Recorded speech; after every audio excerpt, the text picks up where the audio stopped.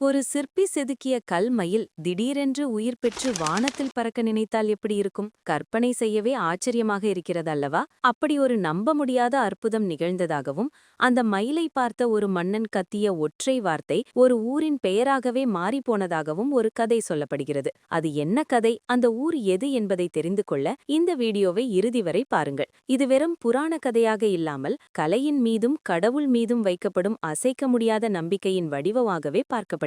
Video நடுவில் கேட்கப்படும் கேள்விக்கு சரியான பதில் அளித்து வீட்டில் வைத்து வழிபட சிறிய வேல் ஒன்றினை பரிசாக பெறுங்கள். நாகப்பட்டினம் பக்கத்திலுள்ள பொருள் வைத்த சேரி என்ற கிராமத்தில் பல நூற்றாண்டுகளுக்கு முன் ஒரு சிற்பி வாழ்ந்து வந்ததாக தல புராணங்கள் கூறுகின்றன. அவர் வெறும் கல்லை உளியால் செதுக்குபவர் மட்டுமல்ல, முருகப்பெருமான் மீது தீவிர பக்தி கொண்டவர். எந்நேரமும் சரவணபவ என்ற 6 எழுத்து மந்திரத்தை உச்சரித்தபடியே உயிரற்ற கற்களுக்கு உயிரூட்டும் கலைஞர் என புகழப்பட்டார். அவரது புகழ் அந்த பகுதியை ஆண்ட சோழ மன்னனின் காதுகளையும் எட்டியது. உலகமே வியக்கும் வண்ணம் அழகிய 6 முகங்களுடன் ஒரு வேலவன் சிலையை செய்து தருமாறு மன்னன் ஆணையிட்டான். பக்தியும் கலையும் ஒருங்கே இணைய அந்த சிற்பி ஒரு அற்புதமான முருகன் சிலையை வடித்தார். அதன் அழகில் மெய்மறந்த மன்னன், இதுபோன்ற ஒரு சிலை வேறு யாருக்கும் கிடைக்கக்கூடாது என்ற சுயநல எண்ணத்தில் அந்த சிற்பியின் கட்டை விரலை வெட்டிவிட்டதாக ஒரு வாய்மொழி கதை வழக்கிலுள்ளது.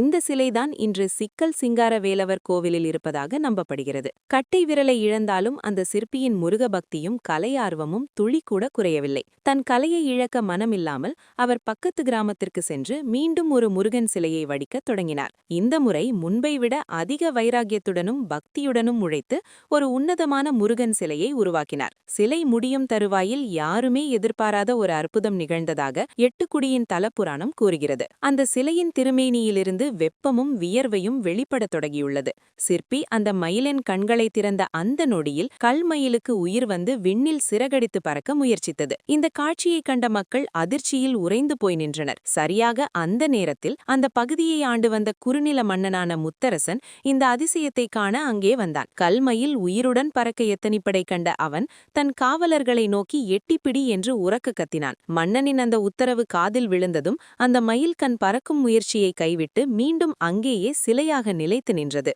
அன்று அந்த மன்னன் கத்திய எட்டிப்பிடி என்ற வார்த்தைதான் காலப்போக்கில் மருவி எட்டுக்குடி என அந்த ஊருக்கு பெயராக நிலைத்ததாக இத்தலத்தின் வரலாறு சொல்லப்படுகிறது. இன்றும் அந்த கோவிலில் உள்ள மயில் சிலையின் காலில் ஒரு சிறிய சேதம் இருப்பதை காணலாம் என்றும் அது இந்த நிகழ்வின் அடையாளம் என்றும் சொல்லப்படுகிறது. பல 100 ஆண்டுகள் பழமையானதாக கருதப்படும் இந்த கோவிலில் முருகன் இன்றும் அந்த அதிசய மயிலின் மீது அமர்ந்து அருள் பாலிக்கிறார். இங்குள்ள மூலவர் சிலை சிற்பக்கலையின் ஒரு உச்சமாக பார்க்கப்படுகிறது. முருகன், வள்ளி, தெய்வானை ஆகிய மூவரின் மொத்த எடையையும் அந்த மயில் தனது 2 கால்களில் மட்டுமே தாங்கி நிற்பது காண்போரை வியப்பில் ஆழ்த்துகிறது. இங்குள்ள முருகன் தனது அம்பரா தூணியிலிருந்து அம்பை எடுக்கும் வீர கோலத்தில் காட்சியளிக்கிறார். இதனால் பயந்த சுபாவம் கொண்ட குழந்தைகளை இங்கு அழைத்து வந்தால் அவர்களின் பயம் நீங்கி மனதில் தைரியம் பிறக்கும் என்பது பக்தர்களின் உறுதியான நம்பிக்கை. மேலும் இங்குள்ள முருகனை தரிசிப்பவர்களின் மனநிலைக்கு ஏற்ப அவர் வெவ்வேறு வடிவங்களில் காட்சியளிப்பார் என்பது ஒரு ஆழமான நம்பிக்கை. குழந்தையாக பார்த்தால் பாலமுருகனாகவும், இளைஞராக பார்த்தால் வாலிபனாகவும், வயோதிகராக பார்த்தால் வயோதிகராகவும் அவர் தோன்றுவதாக பக்தர்கள் மெய்சிலிர்க்க கூறுகின்றனர். இந்த கோவிலின் பெருமைகளை அருளாளர் அருணகிரிநாதர் தனது திருப்புகழ் பாடல்களில் பாடி சிறப்பித்துள்ளார். மேலும் சூரபத்மனை வதம் செய்வதற்காக முருகப்பெருமான் இங்கிருந்துதான் தனது படைகளுடன் புறப்பட்டதாக கந்தபுராணத்துடன் தொடர்புடைய ஒரு ஐதீகமும் சொல்லப்படுகிறது. அந்த போருக்கு உதவியாக சென்ற 9 வீரர்களின் சிலைகளும் கோவில் பிரகாரத்தில் உள்ளன.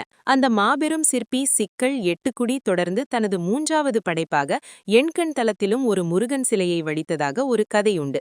சிக்கல், எட்டுக்குடி, எண்கண் ஆகிய 3 கோவில்களிலும் உள்ள முருகன் சிலைகள் ஏறக்குறைய ஒரே தோற்றத்தை கொண்டிருப்பது இந்த புராண கதைக்கு மேலும் வலு சேர்ப்பதாக அமைந்துள்ளது. ஒரு சிற்பத்தின் மீது கொண்ட அசைக்க முடியாத பக்தியால் இப்படி ஒரு அற்புதம் நடக்க சாத்தியம் உள்ளதா? நீங்கள் எட்டுக்குடி கோவிலுக்கு சென்றிருந்தால் உங்கள் அனுபவங்கள் எப்படி இருந்தது? உங்கள் கருத்துக்களை கீழே கமெண்டில் எங்களுடன் பகிர்ந்து கொள்ளுங்கள். முருக பக்தரான சிற்பி வாழ்ந்த கிராமத்தின் பெயர் என்ன என்பதை கமெண்டில் சொல்லுங்கள். இது போன்ற பல சுவாரஸ்யமான மற்றும் ஆன்மீக கதைகளை தெரிந்து கொள்ள எங்கள் சேனலை சப்ஸ்கிரைப் செய்து அந்த பெல் ஐகானை அழுத்த மறக்காதீர்கள்.